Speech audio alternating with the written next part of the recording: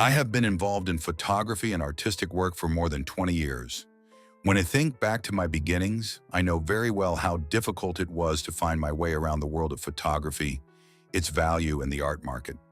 There were many things I did not understand, and I lacked someone who could explain everything simply and clearly. That is also why this video was created.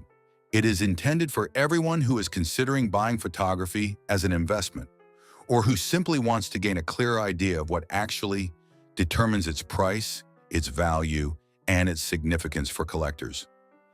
When a person enters the world of art photography, they may at first be surprised by how different the prices of individual works can be. One photograph costs a few thousand, another tens of thousands, and another still much more.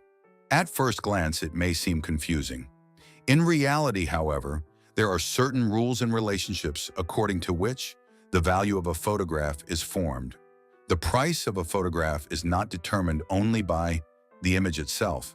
It is influenced by the artist, his experience, the length of his creative work, exhibition history, printing technique, the size of the work, the paper used, the limitation of the edition, the way the photograph is presented, representation in institutions, and other circumstances.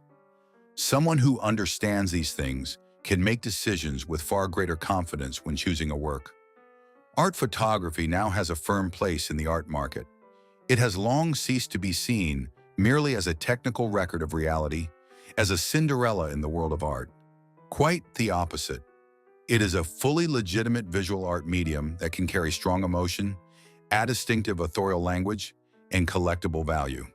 And that is precisely what makes it an interesting field, not only for lovers of art, but also for people who want to buy thoughtfully. One advantage of photography is also that it is often more accessible than painting or sculpture. While a high-quality painting is often financially out of reach for a beginning collector, an authored photograph in a limited edition can be acquired for amounts that are not completely beyond reality. This does not mean, however, that every photograph is automatically a good investment. As with other forms of art, quality, originality, and the credibility of the author matter. One of the most important factors is precisely the personality of the photographer. If an author has a clear style, devotes himself to his subject over the long term, and his work is recognizable, he appears much more trustworthy on the market. By contrast with authors who frequently change style, subject, technique, or photograph according to current trends, it can be harder to estimate where their work will develop in the future. Long-term focused work usually shows that it is not a coincidence or a fashionable attempt, but a genuine authorial position. Format also plays a major role. Larger photographs are usually more expensive, not only because of higher production costs, but also because of the way they affect a space. A large format has greater visual power and often a greater representative value. It becomes a solitary presence in your interior, just like a painted picture. That does not mean, however, that smaller photographs are less valuable. In classic gelatin silver photographs and other historical techniques such as platinotype, smaller formats are entirely natural, and it is often precisely in them that their craft value stands out best. These processes are closely connected with traditional photographic creation and with valued masters of past generations. That is also why their original works are often highly valued on the market. The medium itself is also important.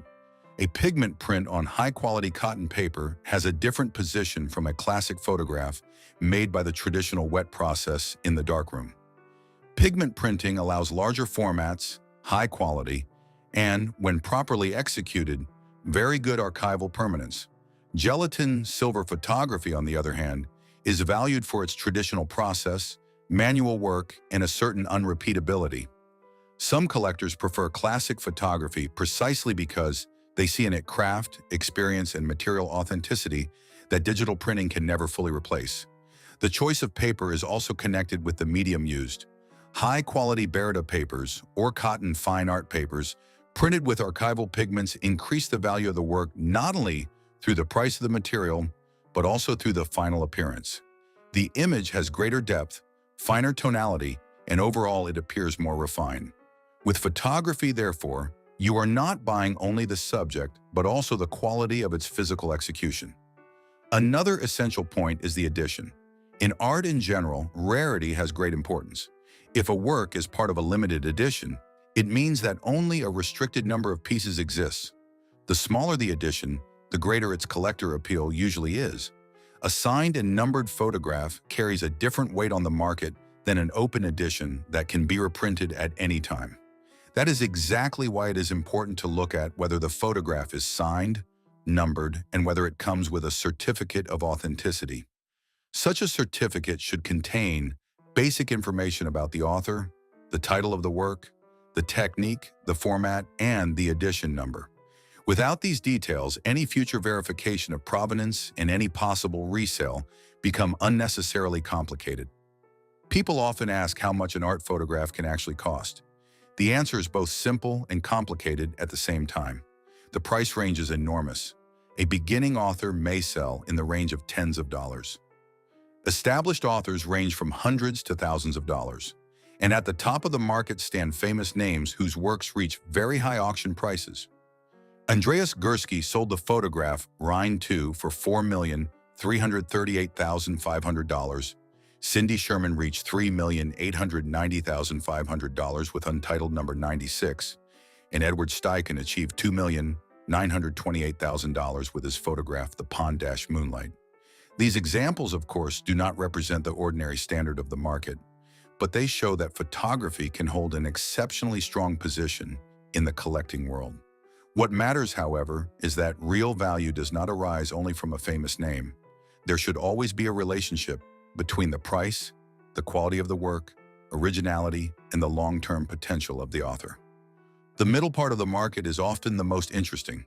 This is the area where an author already has skill, a clear visual language, and high-quality work, but his prices are not yet exaggerated. It is precisely there that a collector may discover strong authors before a wider public begins to take interest in them. And it is also here that it is often decided whether the price will rise in the future. If an author has a recognizable style, devotes himself to his work over the long term, works in limited editions, and gradually gains greater recognition, it is natural that the value of older prints may grow.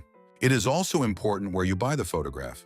Galleries give an author a certain legitimacy, professional background, and prestige. At the same time, however, one must take into account that galleries work with commissions, and these are reflected in the price.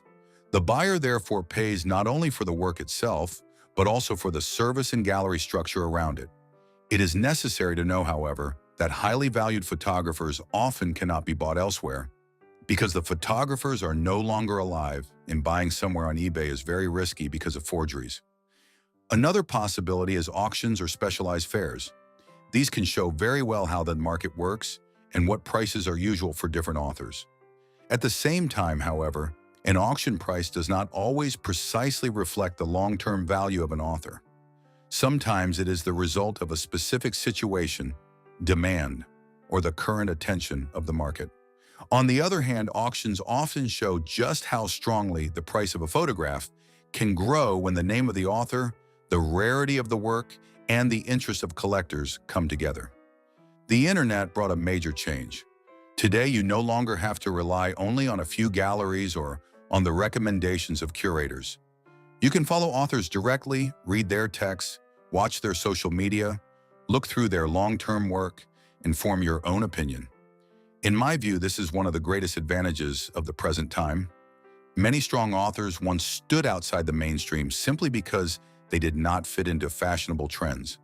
Today, it is possible to discover even those creators who have built an honest and original visual language without being part of the large gallery system or adapting themselves to fashionable trends.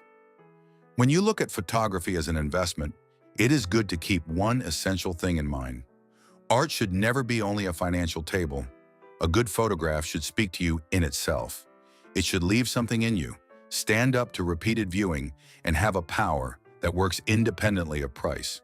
That is when a purchase truly makes sense. That does not mean that investment thinking is wrong. On the contrary, if a person chooses carefully, follows the continuity of the author, the quality of execution, the limitation of the edition, and the provenance of the work. Art photography can be a very interesting long-term investment. It is only necessary to keep in mind that this is not a quick and guaranteed return. The photographic market has its own specific character and reacts to the reputation of the author, the quality of preservation, and changes in taste. Care for the work is also very important. A photograph on paper is sensitive to light, humidity, temperature, and unsuitable framing. A poorly preserved work can lose not only its visual quality, but also its value. That is why it is good to think about archiving, correct hanging, a high-quality frame, and careful preservation of the certificate as well as the proof of purchase. If you are only beginning to buy photography, try to combine personal feeling with rational thinking. Choose works that truly resonate with you, but at the same time ask about everything essential. How long has the author been devoted to the subject? Does he have a recognizable style? What technique was used? Is he written about on the internet, in magazines, or in books? Is he represented in galleries and collections? These questions will often tell you more than the price itself. And then there is one more important thing: originality. In art, it has enormous value when an author's handwriting is truly recognizable, regardless of whether it is photography, painting, or sculpture. When you can recognize his photograph, among others, almost immediately. It is precisely such authors who tend to be valued most over time because they do not adopt someone else's language, but create their own. Art photography today is a field that connects beauty, craft, personal expression, and collectible potential. It is not a completely simple market, but it is certainly not closed. The more you understand it, the more confidently you will move within it. If you decide to enter the photography market, I wish you to find a work that will speak to you for many years, and that alongside personal joy will in time also bring growth in its collectible and financial value.